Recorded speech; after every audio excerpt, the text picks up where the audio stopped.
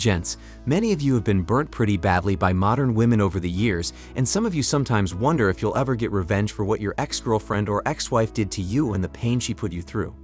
Unfortunately, some of us believe that God will rain down divine judgment or karma on her, while we watch the dumpster fire with our popcorns on the sidelines and laugh to our heart's content with ice water running through our veins. And when it doesn't happen, we wonder if there is a God or why the universe does not punish her for all the wrong that she did to us.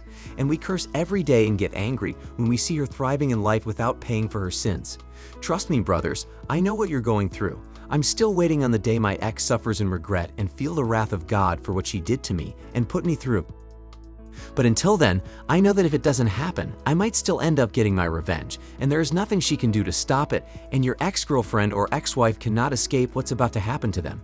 You see, every woman on earth was born with an expiration date, some sooner than others, and without fail, every woman will expire at some point, and when that happens, most men will not want to take that deal. In other words, most men will not want to commit to her after all that Mother Nature blessed her with gets stripped away by Father Time, and she's left as a shell of her former self. That, my brothers, is the wall. Now, I know that some of you guys have already heard about the wall, but many men get confused because there are two different walls that I'm aware of. There is the biological wall, which means her fertility gets nuked, and she enters the stage of menopause. Then there's the physical wall where her beauty starts to fade away like Casper, the friendly ghost, never to come back ever again. And trust me, guys, both walls are inevitable, and every decade you'll be able to see how drastic the decline gets to where if you look at a picture of her in her 20s versus her 40s, you'll wonder if you're looking at the same person. Not only that, the moment that her body stops producing eggs, most men will instinctually avoid dealing with her seriously because she can't give that man kids. And I don't know anybody eager to flush hundreds of thousands of dollars down the drain for in vitro fertilization and freezing eggs. I know it's hard to prove that women who enter menopause don't get a lot of offers from men, but I want each of you to look in your life and tell me how many women in their 40s you see getting walked down the aisle. My guess is few and far between, so trust me when I tell you that our revenge will come, but only if she doesn't have a man. And judging by how modern dating and relationships are, that is more likely to be the case. Most modern women today cannot keep a man or get a man to marry them to save their lives, and this is getting worse every year thanks to the elites and the womanist movement. So it is highly probable that your ex-girlfriend or wife will not go through the rest of her life in a stable relationship or marriage. See, she thought that by leaving you, she would get a better deal and level up, but she was sadly mistaken, and this plan in 2022 and going forward will most likely fail because men aren't committing anymore. Hey, shout out to all the men out there who pump and dump our ex-girlfriends and ex-wives. You guys are the real MVP. And continue to kick their ungrateful and vindictive ass to the curb for all of the men who got burned by their exes. You're doing God's work. If God doesn't rain down divine judgment on our exes, then the one saving grace we have is to hope and pray for their downfall, which is them dying alone. Yes, my ice water vein gang, we want them to live out the rest of their lives alone in that cold and lonely house that our ex-wife took from us, and that lonely apartment that our ex-girlfriend has to live in because she's broke. That's what we want. We don't want them to be happily married or in a stable relationship. No, let them suffer from their own poor decisions, thinking they could do better without us and find a top-tier man. Have no remorse or a shred of sympathy when you see them struggling in life to make ends meet and suffering from loneliness and depression.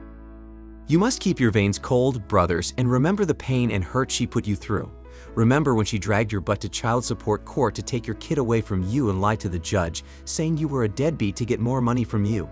Remember when she was divorced, graping you to kingdom come and trying to take everything you own to leave you out in the cold streets homeless and destitute. Remember when she was riding in her fat booty bouncing on another man's digging stick while you were housing and paying her to not have any bedroom fun. Remember when she filed a false allegation against you and got you thrown in jail without a care in the world. Gents, remember what she did and have no guilt for praying that she croaks alone in her cold and lonely apartment or ends up living on the streets. Keep your veins cold because if the roles were reversed, she would not give an F about what happens to you, nor would she try to help you. I know some of you guys don't have it in you to be cold, and that's okay. I just want you to remember that your ex would never try to help you if she's cut from the cloth of the modern woman. So while you feel compassion towards her, she is preying on your downfall to either get you out of the kids' lives or just to see you suffer and get a send-off to the shadow realm. You think I'm talking BS? Alright, look at child custody exchanges that end in the father getting deleted. Do you ever see the woman breaking down in tears while gripping the cold carcass of her ex and cursing the man who deletes her ex? You're still not convinced. How many women have you ever heard that took their ex-boyfriend or ex-husband off the streets and helped him to get back on his feet? I mean, just look around you and you'll find the evidence to show you that they usually hate you when they're done with you and want to see your downfall. So keep your veins running with ice water. You can't allow even a droplet of warm blood to course through your veins for your ex. Have no sympathy or remorse, brothers. If there's one thing to take away from this video, is that most of you will have the last laugh in the end. Most of your exes will follow the predictable steps of living alone and with no man throughout the rest of their lives. I know this because I have aunts, and 2 out of the 3 of them are heading in that direction because they can't keep a man. So laugh and feel good inside, my brothers, because they caused it on themselves. Sadly, not all of us will get to have the last laugh because our ex will find someone good enough or better than us to spend the rest of their lives with. But don't fret or feel bad that you didn't get your revenge. Just be patient, and if you live long enough, you'll hear about something that happened that will be worthy of a good laugh.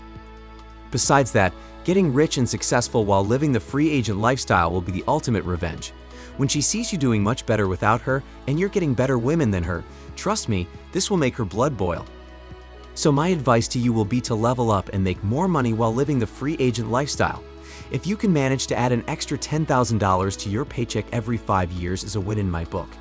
Don't get complacent or settle for less. Even if the child support payment is sucking you dry and you can hardly afford to live in a good house, you will have to find a way to start a business so you can hide your actual income in an LLC and start building and repairing your life.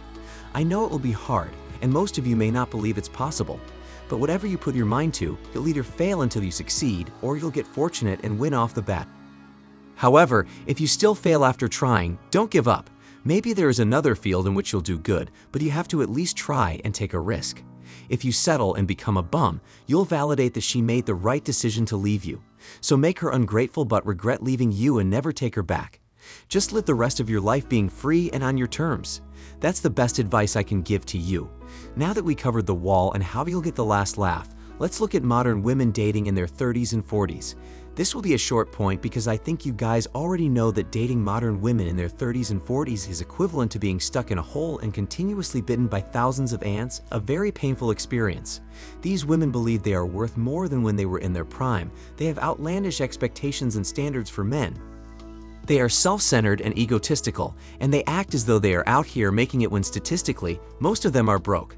They have the nerve to want men to wait to have bedroom fun after they've been giving away the only thing they had of value for free or sold to wealthy men for decades. Do I need to say any more?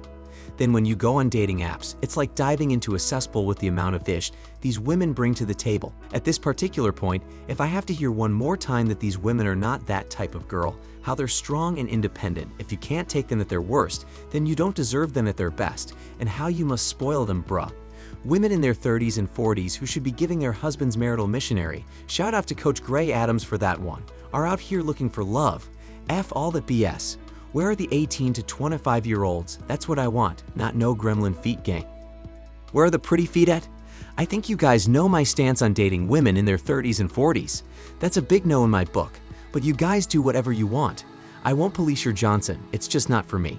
Tap the thumbs up button, subscribe, share the video with an old simp who needs to hear this message, and comment below on your experience dating women in their 30s and 40s. And to donate to the channel, the link to our PayPal and Cash Apps is in the description box below. And remember, gents, the best quality woman you'll ever get is in her late teens to mid-20s.